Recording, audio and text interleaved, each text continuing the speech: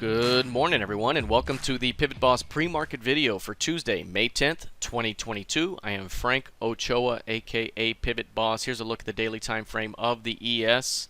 The ES has finally done it. It has retraded the 4,000 level.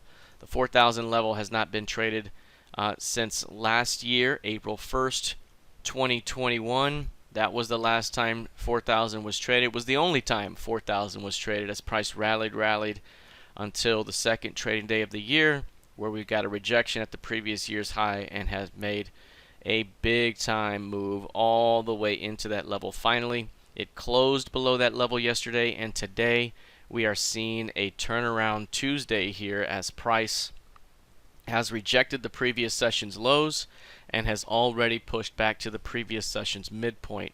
We are now pushing through that midpoint, and again, this could be a turnaround Tuesday that triggers the next short-term rally.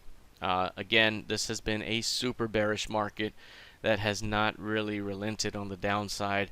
Very aggressive three-day move, about the biggest three-day move that we've seen in a long while. The other three-day move that's bigger is here. Otherwise, this is the biggest three-day move of the year, and it was to the downside tremendously. And now we are seeing the initial reaction on 4,000. Again, that could lead to a short-term bounce back to say 4,100, maybe higher, up to the retest the FOMC key level from May 4th. That's around just shy of the 4,200 level. Perhaps it is a bounce that leads beyond that. But right now, one of the things to keep an eye on, just from a broader perspective, is 4,100 here is the bottom of the range. 4,600 is the top end of the range, and right now we are outside that range. So this is an extreme reversal buy signal. It is a buy signal on the third standard deviation of the PivotBoss bands for the yearly plot, and that is significant, and it is at our significant CLVN. All these various things are bullish from a short-term perspective, but could also be long-term bullish if price can recover 4,100. So popping back above 4,100 and holding would suggest a move back toward 4,400, the middle of the range, with a shot to even go all the way back to 4,600. And I know that sounds outlandish, perhaps, given all of the weakness we've seen over the last 6 weeks or so. But again, the market structure at 4,100 would dictate the way. So this could be the initial bounce here off 4,000 that triggers at least the next short-term wave, but it also could end up being a bigger wave ahead. Now, where this falls apart is if price and bears start to defend prices above the previous session's midpoint, and by the end of the day, this thing is lower. So in this case, the previous session's midpoint is going to be very important today. That's 40.34.5. That's the level to watch for short-term directional conviction. If we take a look at the NQ, this thing is up 2+% right now, and it took out the previous year's low. The previous year's low, that's a level that doesn't get hit very often. You know, over the last 10 years, it's been hit maybe twice, and each time it was the buying opportunity for the year and 2 to 3 years out. You've seen price come into that 12,207 previous year's low. It closed right at it, and today, again, triggering along here as the previous session's low was rejected, and we're now back to the previous session's midpoint and beyond it. So again, an extreme reversal buy signal, a buy signal off the previous year's low, and a buy signal developing off of the S3 band on the PivotBoss bands for the yearly plot. Those are all very, very bullish in and of themselves, but combined can be tremendously bullish. And as I mentioned before, if you test the previous year's low, it tends to be the low if there's a rejection seen there over the course of the year and 1 to 2 years out. So this could be a tremendous opportunity here for this thing to bounce. Very similar to the ES, we have this plot, this range right above here. 13K up to about 15,250, and if price can recover prices back above 13K, it could open up a return back to the middle of the range at 14, followed by a continuation back to the top of the range. So while we are seeing short-term strength right now, in order to really see lasting strength, got to recover that 13K level. Let's take a look here at crude oil. Crude oil is down nearly 0.5% right now. This one, again, saw a tremendous pullback in the prior day, and we talked about the range that is developing. It continues to hold within the 95 to 115 range. The 105 level continues to be sticky. Anytime it gets too far away from it, it comes back. Too far down, it comes back to that level, and we're there now.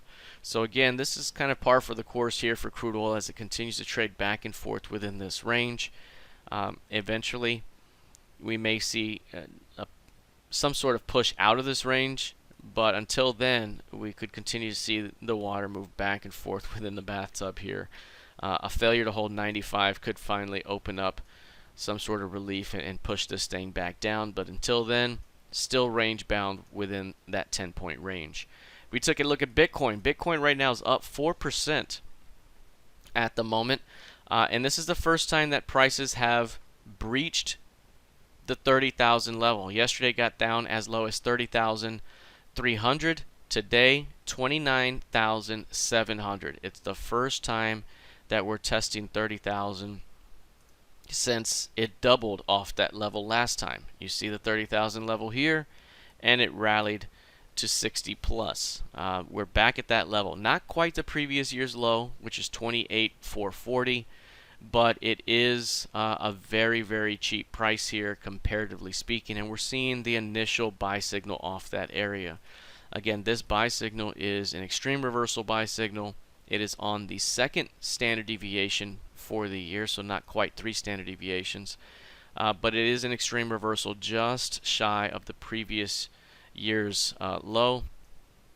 And again, if this thing is going to bounce back up, you want to see price recover the previous session's midpoint. That's 32,378. That's the key level to watch the rest of the day. If price can close above that level, we may see a short-term bounce back up to capture the midpoint of this impulsive sell-off. That probably gives us a new key range, and that key range likely opens up a return back toward highs. So again, this is going to be something to watch here as we move forward. Here's the spread of the data there with the high of the month, that line, the low of the month, this line. So again, if price can close bullish today, it would suggest a bounce back to this midpoint right there, and that midpoint is 34.9.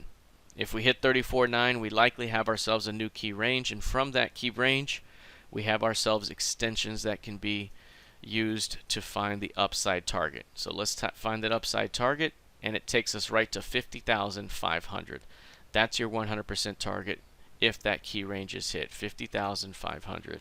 So we could be looking at a move toward that target here if today can prove to be a strong enough low, and if we can hit that midpoint of the key range. So a tremendous move downward, but starting to see a turnaround Tuesday here as this potentially sees a bounce back toward the 35,000 level.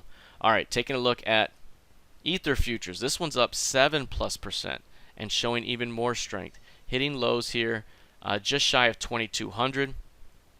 That is another strong low, again above the previous session's midpoint, an extreme reversal buy signal. Look at the buy signals on these lows. Everything below 2,500 has been quickly bought up.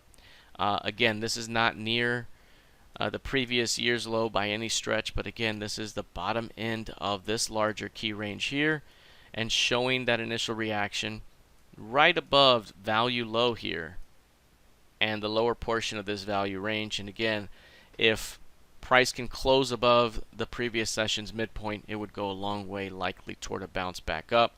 We could be looking at a return back toward the FOMC key levels above, with a shot to return back to value and even perhaps back to the top of the range north of 3,500. So again, turnaround Tuesday across the board here. Can they hang on to the end of the day?